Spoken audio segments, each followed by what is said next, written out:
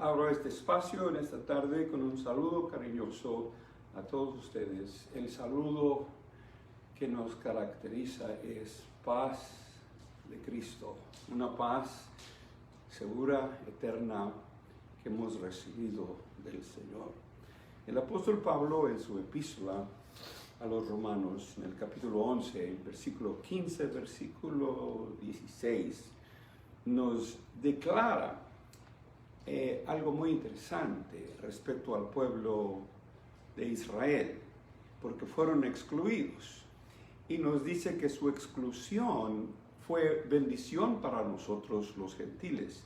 Si la exclusión fue para reconciliación del mundo, dice, ¿qué será la admisión de ellos? ¿Qué será cuando ellos sean admitidos nuevamente por Dios y regresen a Dios? Dice, si las primicias son santas, también lo es la masa restante. Y si la raíz es santa, también las ramas. Entonces, esto nos enseña que Dios tiene un plan para el mundo entero. Y lo inició desde luego llamando a Abraham, formando de él un pueblo, para escoger de ese pueblo una tribu, una familia, y venir él personalmente, humanándose para ser el Redentor y el Salvador del mundo. Permítanme leer una escritura a la que nos vamos a referir ya finalmente para tratar de concluir esta serie de estos cuatro, no recuerdo cuántos han sido mensajes proféticos respecto a las señales que el Señor le dejó a sus discípulos. Leo el verso 14 del capítulo 24 de San Mateo como un recordatorio. Dice, y serán predicadas estas buenas noticias del Malhut en todo el mundo para testimonio a todas las naciones, y entonces vendrá el fin. Quiero repetir que la palabra Malhut hemos visto en su significado hebreo en cuanto a este libro que utilizo, que es Tanakh. Quiere decir dominio o imperio. Y así vamos a pasar a leer precisamente una porción también en el último libro de la Biblia, que es Revelaciones o Apocalipsis. Dice el capítulo 14, luego miré y aquí el Cordero en pie sobre Artisión, o sea, el monte de Sión, y con él 144,000 que tenían el nombre de él y el nombre de su Abba en sus frentes, o sea, Padre. Abba quiere decir Padre. Y oí una voz desde los Shamim, o sea, cielos, como el estruendo de muchas aguas, como el sonido de un gran trueno, el cual era como música de muchos arpistas que cantaban. Y cantaban un cántico nuevo ante el Quisé, o sea, el reino, y ante los 24 seres vivientes y ante los Sekenim, los 24 ancianos. Y ningún hombre podía aprender el canto, sino los 144,000 que habían sido redimidos de Aretz, o la tierra. Estos son los que no se han contaminado con mujeres, pues son Betulim. Betulim quiere decir que son castos, que en el sentido que está explicada esta palabra del origen hebreo, Betulim, en la traducción del Reina Valera dice vírgenes, pero es del griego Betulim, que quiere decir castos con respecto a el masculino, pero el significado más profundo de esa palabra quiere decir aquellos que no fueron religiosos o idólatras en ese sentido.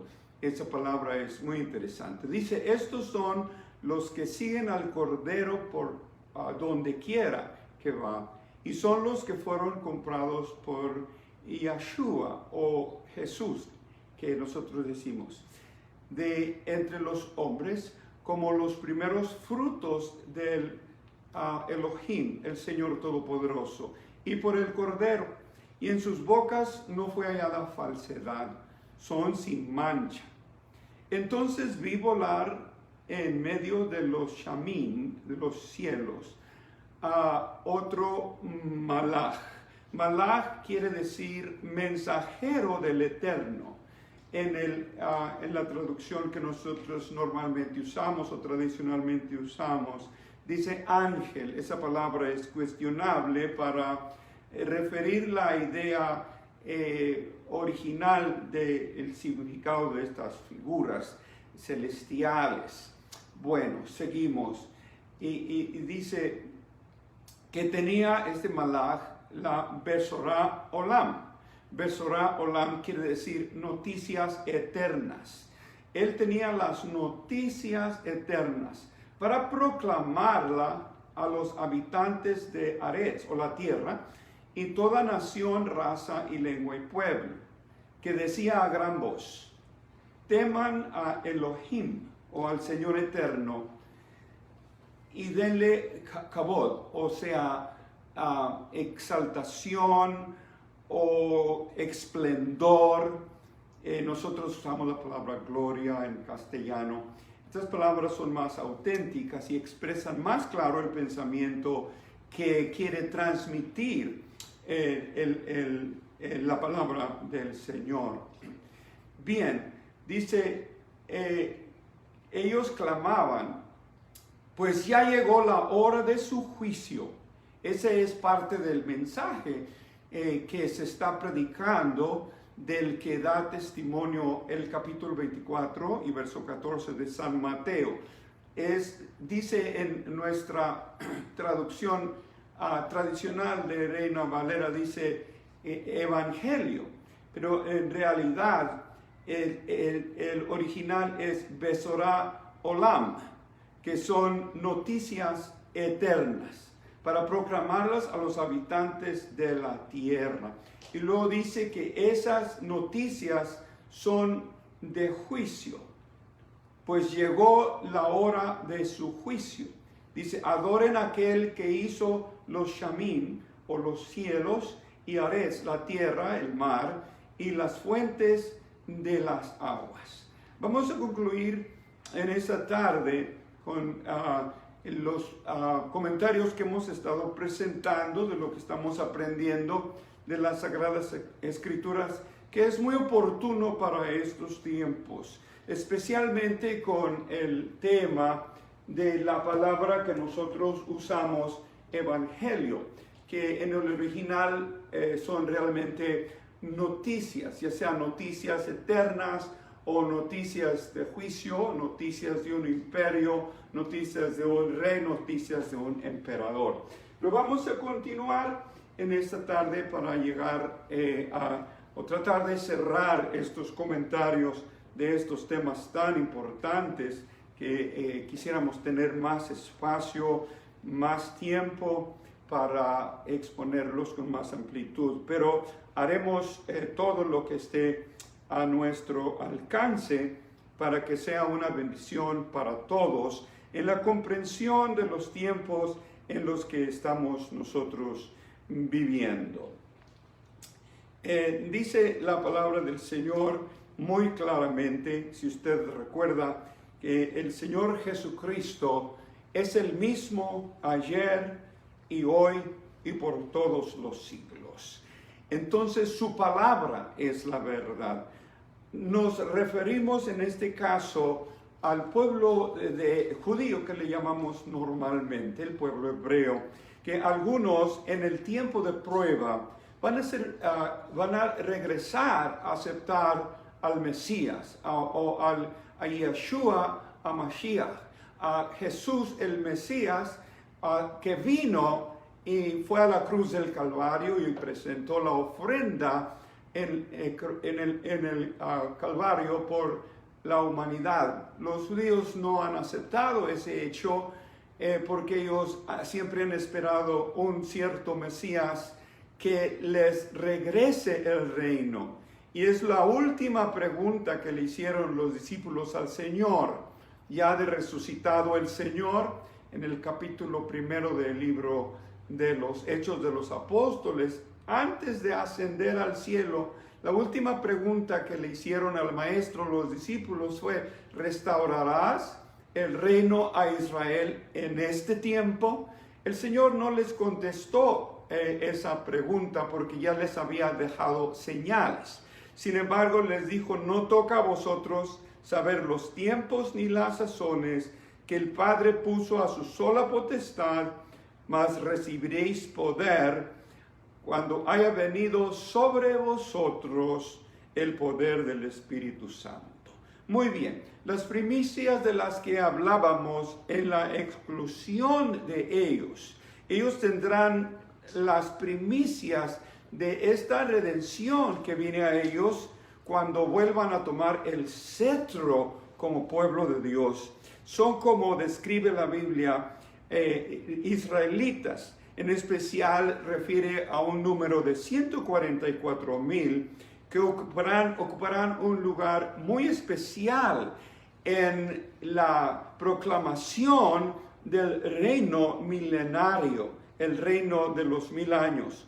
Ellos serán evidentemente la vanguardia del Cordero cuando regrese el reino tal y como se ve desde luego en un capítulo más adelante, o varios, que es el capítulo 19 del libro de Apocalipsis. Y al igual que la ofrenda de los primeros frutos en el Antiguo Testamento, estos hombres fueron apartados especialmente, como la ofrenda de las primicias en el Antiguo Testamento, fueron apartados para esta encomienda. Decimos para Dios, pero es para un trabajo muy especial que Dios tiene para ellos. Y nos dice que en sus bocas no fue hallada mentira, fue por la encomienda que tienen hecha, son verdaderos y santos. Porque los 144,000 no participaron de las mentiras del mundo. Y en el tiempo en el que ellos actúan, que es el tiempo de las mentiras de la bestia, ellos se oponen a las mentiras de la bestia, al anticristo, y por el contrario comunicarán precisamente y directamente al pueblo de Israel, comunicarán la verdad de Dios y precisamente con mucha precisión la fidelidad, sin la excusa o buscar la comodidad alguna en ese tiempo. Aunque no solamente el mensaje será abrazado por el pueblo judío en esa época en particular, también algunos de los gentiles abrazarán ese llamado con muchísima dificultad y tribulación. Si usted recuerda, el Señor Jesucristo dijo que algunos escogidos serían engañados.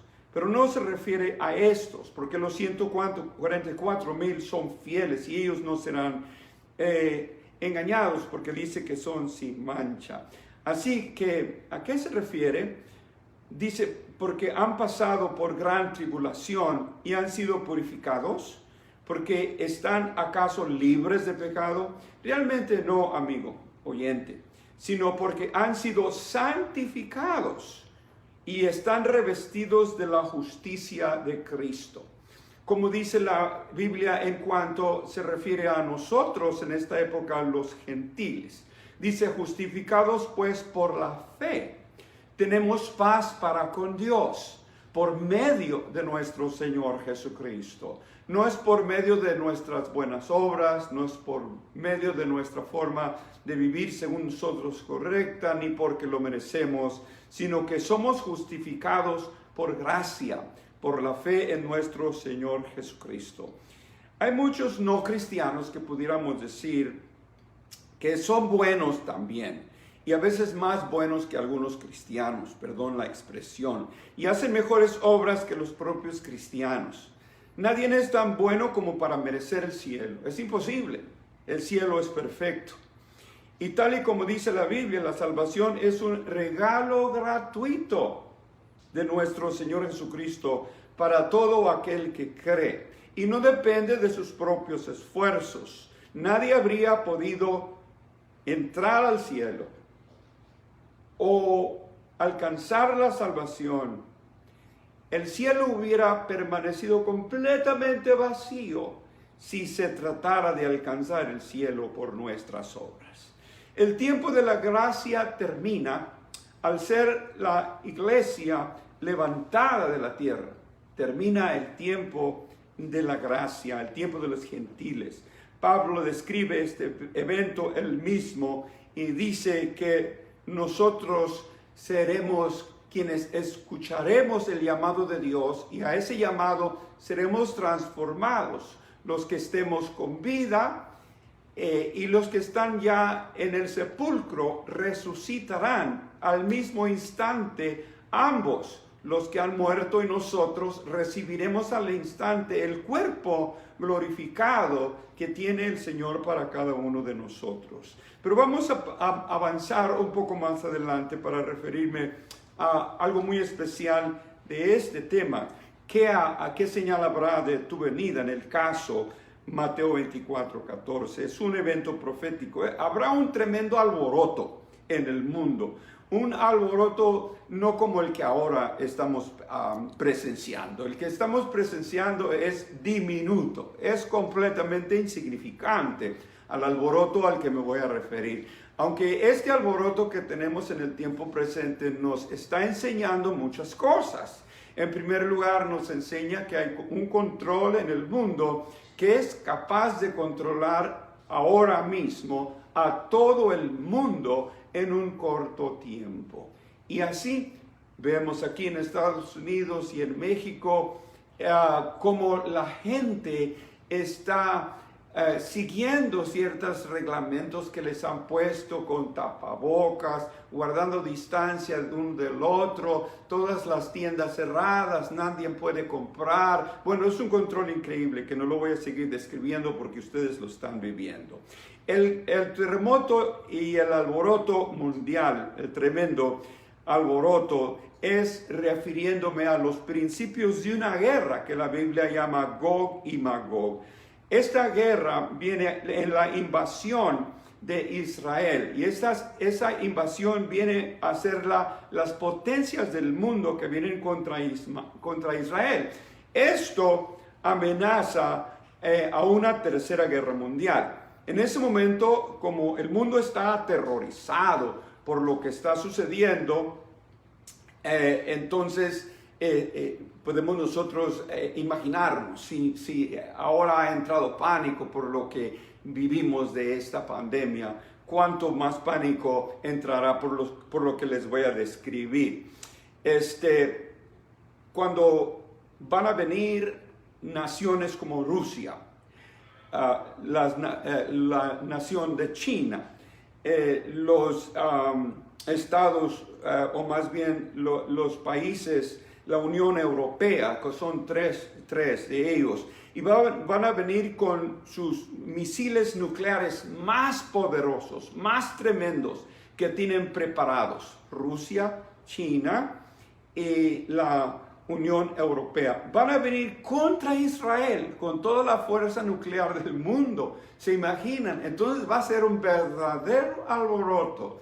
En esa época, para esa época, Estados Unidos se establecerá y tomará un lugar que permanecerá al lado de Israel, desde luego, y dirá a Estados Unidos: cualquier ataque contra Israel quiere decir que están atacándonos a nosotros, y toda nuestra fuerza nuclear será usada para proteger a Israel. Eso es lo que presentan las profecías en esa escena. Esta es una escena de una gran crisis que el mundo jamás ha vivido. Esto acabaría con el globo si avanza, ¿no? Las potencias nucleares iban a deshacer, a destruir el globo terrestre, y nadie en ese caso pudiera evitarlo. El máximo horror que el mundo ha sentido. Todo esto como el plan de un nuevo orden mundial, creando un estado de angustia como nunca lo ha habido en el mundo, como lo describe el profeta Daniel. Como digo y repito, lo que estamos viviendo ahora es insignificante a lo que me estoy refiriendo. Y esto se trata, este tiempo, se levantará un rey, o no un rey, pero un líder extraordinario, poderoso, mundial, que apagará ese fuego nuclear. Va a ser capaz estratégicamente, políticamente y con su habilidad de manejar a todos los líderes del mundo, va a calmar la situación. Va a ser algo increíble, porque esta amenaza contra el mundo se calma por la intervención de un hombre. Y también es increíble porque este mismo hombre hace que el sueño de los árabes y los judíos por miles de años, que nunca se ha podido lograr, y lo que muchos presidentes de Estados Unidos han intentado hacer, motivar la paz entre estos dos pueblos, y no lo han logrado, este hombre lo va a lograr de la noche a la mañana. Árabes y judíos firmarán un tratado de paz, que es el tratado que continuamente están revisando el presidente de Estados Unidos, el secretario de Estado, viajan a Israel porque están trabajando en ese fin, en ese propósito. Pero lo que nadie ha podido lograr en miles de años, recuerde, este líder lo va a poder lograr. Es increíble porque será tan impactante su apariencia y su poder diplomático que desde luego se va a ganar la confianza de todo el mundo. Aquí existe un detalle, porque los judíos han querido reconstruir el tercer templo ya por algún tiempo, y para el tiempo presente ellos ya tienen todo lo necesario, todos los materiales, todo listo para reedificar ese templo, y eso es muy significante. Sin embargo, existe algo increíble. En el lugar donde fue construido el templo original, que lo construyó el rey Salomón, los árabes han construido una mezquita, que es la mezquita de Omar. Adentro de esa mezquita está la piedra, la roca, donde Abraham simbólicamente presentó el sacrificio cuando Dios le pidió a su hijo Isaac que lo sacrificara. Allí está edificada la mezquita, y los árabes dicen: no hay nadie en el mundo que nos va a hacer quitar esa mezquita, porque ese lugar es nuestro. Sin embargo, los judíos saben que es de ellos, porque es donde fue construido el templo de Salomón. Muy bien, pero algo aquí sobresaliente sucede. Hace años, algunos de los dirigentes árabes, es una hipótesis que ellos sacaron, y ellos dijeron que solamente la intervención del Dios Todopoderoso que derrumbara la mezquita de Omar es la única forma que esa mezquita de allí será quitada. La palabra de Dios en la profecía nos habla de un gran terremoto que va a venir y va a llegar hasta Israel, y en ese terremoto va a caer la mezquita de Omar. Entonces el problema que tienen los judíos para construir su templo se acabará. Ellos van a poder construir su templo porque este supuesto dirigente o líder mundial poderoso, que se ganó la confianza de todo el mundo porque detuvo la guerra que estaba por estallar, ahora él tiene mucha influencia en el mundo, pero el mundo todavía no sabe quién es. Entonces él da autoridad para que los judíos reedifiquen su templo, y los judíos reedifican su templo y terminan su templo como lo han orado y lo han deseado por 2000 años.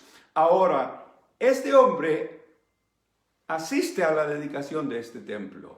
Todo el mundo le aplaude, todo el mundo lo alaba, todo el mundo le presenta homenaje y reverencia. Todos los líderes religiosos del mundo que existan en ese tiempo también lo van a reconocer. Inclusive el líder universal de la religión universal lo va a santificar según esto y lo van a aceptar. Pero este hombre, amados hermanos, está encubierto.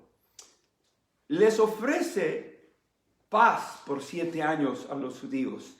Y 3 años y medio el mundo está tranquilo después de haber sido amenazado por este tremendo alboroto y la posibilidad de una guerra mundial. Pero los últimos 3 años y medio de la intervención de este hombre que se va a poner él mismo como emperador del mundo para gobernar a todo el mundo. Y en un momento dado, en ese mismo templo va a ir la siguiente vez y se va a sentar en el templo de Israel y se va a proclamar Dios. Ahí es cuando va a haber un problema increíble en el mundo. Escuche, porque estamos hablando de la gran tribulación. En esa época es cuando estos 144,000 de los que nos habla el capítulo 14 de Apocalipsis van a proclamar las noticias que se describen en el verso 14 del capítulo 24 de San Mateo, que son las noticias de la oportunidad eterna que viene a los judíos por aceptar ahora al Mesías y rechazar a la influencia y al gobierno y al sistema del anticristo, pero van a pasar por una tremenda tribulación. Pero estas noticias van a proclamarse por todo el mundo. Y ahí es donde se cumple la profecía que el Señor dio a sus discípulos en San Mateo. Será predicado este evangelio del reino y luego vendrá el fin. ¿El fin de qué? El fin de esa época terrible que viene al mundo. Entre tanto, nosotros estamos aprendiendo y viendo en la palabra de Dios los tiempos en que nosotros estamos viviendo. Y somos bendecidos porque estamos viviendo en tiempos proféticos y estamos buscando siempre el amparo de nuestro Señor Jesucristo, la guianza de nuestro Señor Jesucristo, que su palabra sea lo que dirija nuestras vidas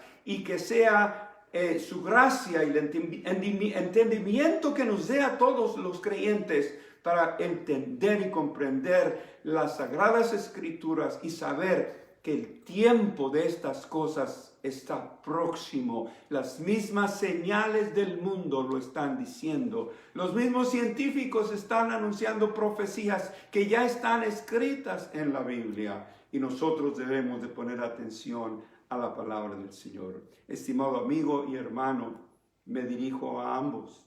Es tiempo de reflexionar y entregarnos al Señor completamente. Que nuestra relación con el Señor sea lo mejor. Que le demos al Señor lo mejor de nuestra vida. Que le sirvamos con todo nuestro corazón, porque Él es el Rey de reyes y Señor de señores, quien merece toda la honra, toda la gloria y toda la alabanza. Y Él vino a traernos la bendición de la oportunidad de vida eterna en un mensaje que ahora nosotros tenemos como bendición tan práctico y tan sencillo. Solamente cree en el Señor Jesucristo, porque Él dijo: el que cree en mí, aunque esté muerto, vivirá. Hasta la próxima ocasión. Dios los bendiga.